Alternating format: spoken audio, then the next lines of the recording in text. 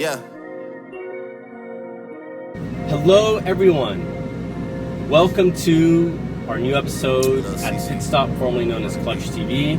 We are sitting in a 2013 Ferrari 458, and you're kind of wondering why the hell would we be driving a 6-year Ferrari? Really even start? A lot of good reasons. One, the new C8 mid-engine Corvette. The engineers said that they benchmarked their car against a 911 Turbo, a little bit against a McLaren 600 LT, but their primary focus was this car. They said, and I quote, that the 458 was the best supercar ever made, which is very astonishing considering the fact that you have the GT3 RS, you have the GT2 RS from Porsche, you have the Ferrari 488, and yet they chose this car. I think part of the reason that they chose this car is because there's an architecture with the C8 that will be similar. They're both using V8s in the back that are naturally aspirated. But don't underestimate this car. I can tell you that this car, this many years later, there are aspects to it where it feels so much faster than even a 2016 or 2018 GT3 RS. It's mind-blowing that they made it this good. I love the engine in this car. If there's one thing I've always loved with the Ferraris, it's that engine. Oh my God. For those of you who've never had the opportunity to date an Italian woman, I feel sorry for you, especially if you've never dated one from the various regions, such as from Firenze in Toscana, or deep down south where the culture gets a little bit more pure, as we shall say, and real, such as women from Napoli and Calabria and Catania, Sicilia. The engine is no different than dating one of them. It's alive, it's charismatic, it screams at you, it makes your toes kind of tingle in the right way.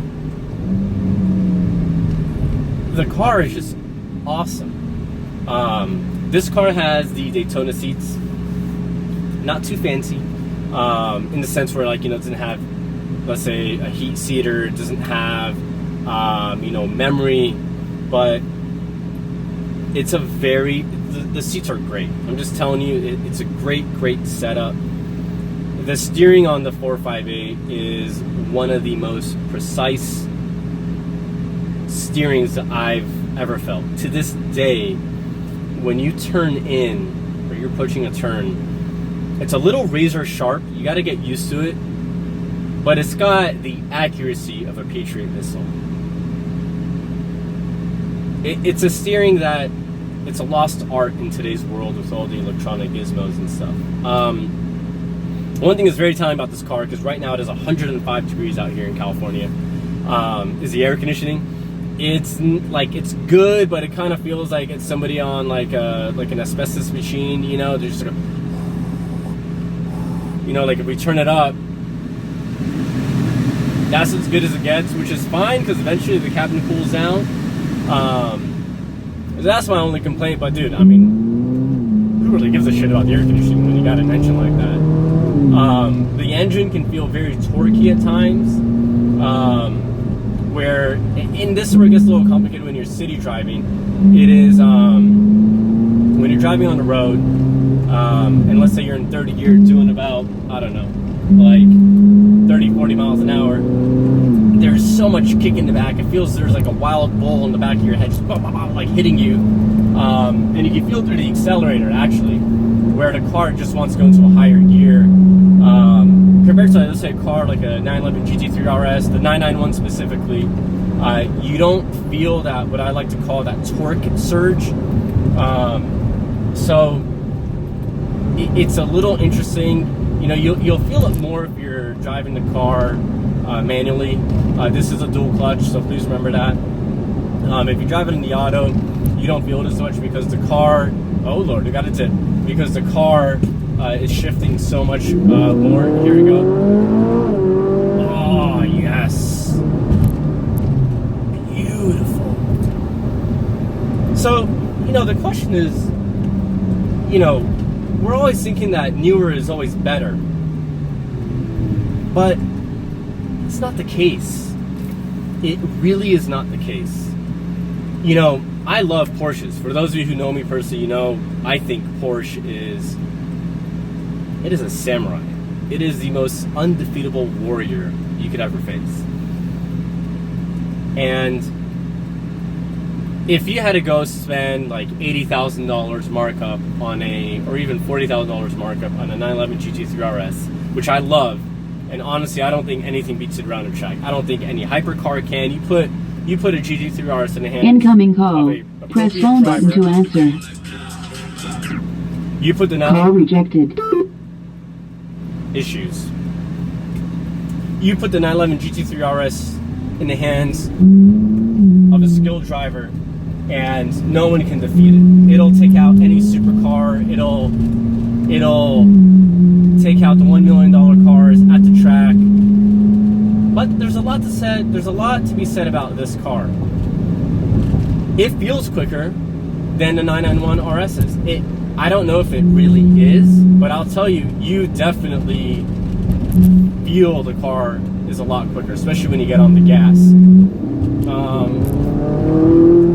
You know, you have to get used to the way that the power band works, the returns, because the car accelerates so quick. Where unlike in a GT3 RS, where it's a lot smoother in terms of the way every component is working. Remember, it's an Italian car, it's an Italian girl. It's a lot more charismatic. It's got a lot more personality and feeling. You have to approach the turn with a little bit more caution because you're going a lot quicker. And as you approach that turn, you're gonna have to slowly get off the brakes, get your steering right, and hit the gas right on time. The car, you know, we drove this car earlier, and before we got some new tires on it. So my word of caution and word of advice is always make sure you have appropriate rubber on this car. If you don't, your car will spin. This car has a lot of power, a lot of torque, and before we had the old rubber on, when we would floor the car, the back end would just, you know, I mean, it would spin. It would spin a lot, you know, and if you don't have the skill, it could be something very dangerous and it's going to ruin your day. But with the new rubber, the car feels totally different. It feels more planted. This is not riding on any R compounds. It's riding on Michelin Pilot Sports.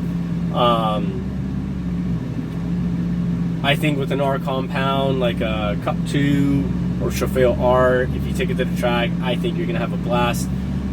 We haven't been able to re-drive on a 405 with the old rubber. When you put the car in the soft suspension setting, it kind of does this like old donkey wagon like wobble left and right. So in a weird way, the firmer setting on a bumpy freeway like the 405 actually to me felt more natural because the car would just kind of bump like this. We're gonna have to make this light.